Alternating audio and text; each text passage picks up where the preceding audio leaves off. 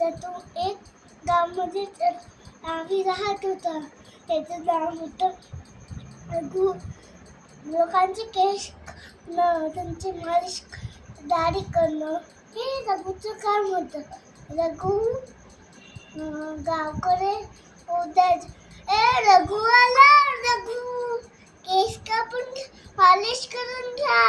रघु आला. रघु तो एका वडाच्या गछाला खाली बसला की इथूनच तो केस कापून घ्यायचा. असा एका दिवशी तो असाच वडाच्या झाडाकडे आला.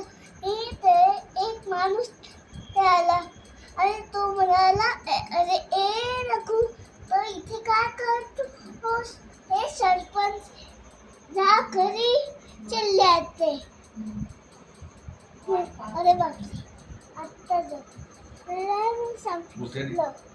आता रघुनी सगळे हात आपल्या जवळ ठेवून घाईघाईने पंजाकडे निघू लागले.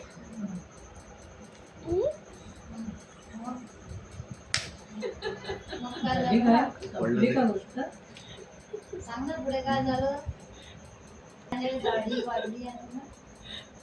पटपट आणि ते रघु घाबरला.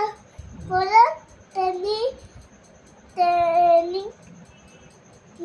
केस कापणं सुरू केलं.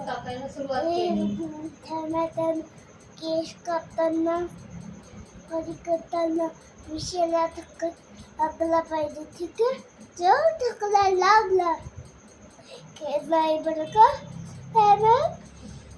नाही तुमच्या मिशील काही होऊ देणार. बस तुम्ही निश्चयांची बता कशा. मग सरपंचांची केस पण झालं की रघुने दाढी करला. एक मिनिट त्याचा दास करून आणि रघुच्या कानावर गेला आणि रघुने चावडा केला आणि त्यांची अर्थी मिशी रघु कडून चुकून हात कापली गेली. मग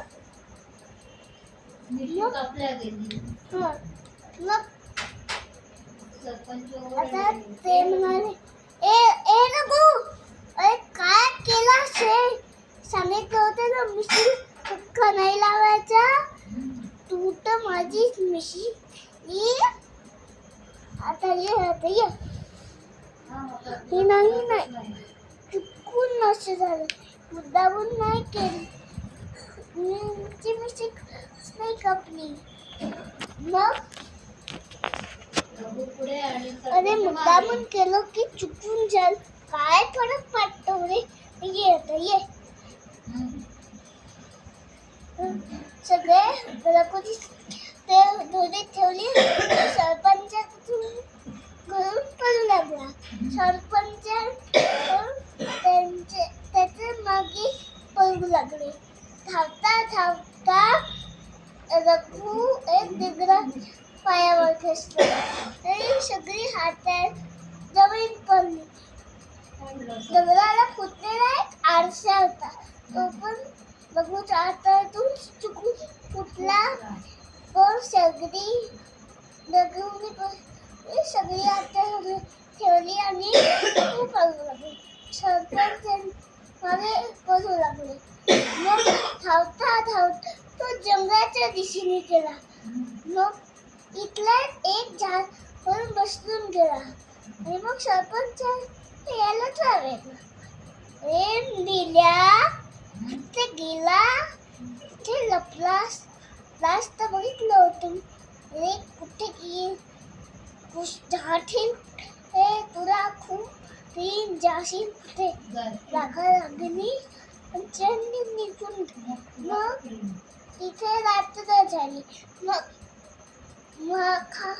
खूप खाली उतरला आणि म्हणाला, आता जर मी खाली गेलो, सरपंच मला काही सोडणार. त्यापेक्षा त्यात मी जंगलातच राहतो. त्यांच्या घरी जाऊन ती माफी मागतो. पूजा बसला होता ते भूताचं घर होतं. हे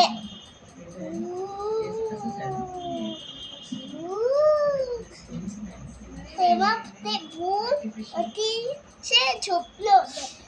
भूताची बोन मोरली की तो त्याच्याकडे एक श्रीमंत माणूस आला. ते खूपच राखवलं. ते रघु समोर आलं.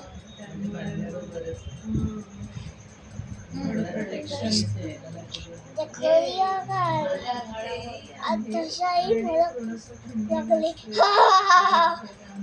मग तो घाबरला. किती थरथरायला लागला. थोडा विचार कर. आपण म्हणणारी जीव वाचवाय. तो भूताला म्हणाला, असं वाटतंय की तू काही ओळखत नाही. मी सहज आलो नाही इथे. मी रोज रात्री माझ्या पिशवीत भूताला पकडून नेतो. आयडिया. अरे काय मूर्ख समजला मला. आणि तू बोलशील विश्वास ठेवी. तुला माझं पटत नाहीये का? ठीक आहे, विनंती आहे तुला. माझ्या पिशवीत बघ. त्यात काय झालं. मी कधी खात नाही. रघुने एक मस्त युक्ती. दगडाने आरसा होता. त्या रघुच्या पिशवीत पाहिलं तर आरशाची खूप सारी मन दिसली. ते भूत मनातच खूपच घाबरलं आणि विचार केलं, या भूतानं कळलं असेल तो आपल्याला पकडू शकतो. मी त्याला माफी मागतो. तुम्ही तर महान. तुम्ही तर करून ठेवलाय. मला पिशवी पकडू नका. तो रघु म्हणाला, ठीक आहे, सोडून देतो. पण एक मान्य करावे. हे आता एक फुटावर कागदने घेऊन ये. आत्ता घेऊन येतो. गायब झालं. मी हे सोन्याची नाणी घेऊन आलो. आणि हे असे का सोन्याची नाणी हे तुमच्यासाठी. कृपा करून पकडू नका. ठीक आहे, शोधून देतो. तो आणखी एक गोष्ट करा लागेल. देणाऱ्या जाणाऱ्यांना लोकांना कोणत्याही प्रकारचं असल्याचं नाही. आणि तू तसलाच सगळ्याची सांग वागशील. मग ठीक आहे, मी असंच करीन. आणि माझ्या शक्तीत फळच्या भल्यास हीच करीन. त्या भूताकडून विनंती घेऊन गावाकडे जाऊ. आता तर खूपच झाला होता. आता मग पाय केस कापणं ही दाढी करणं तर मी पैसे खूप आले. मग त्यांनी गावात एक मोठं घर आणि आपल्या परिवारासह लागू लागला. संपली.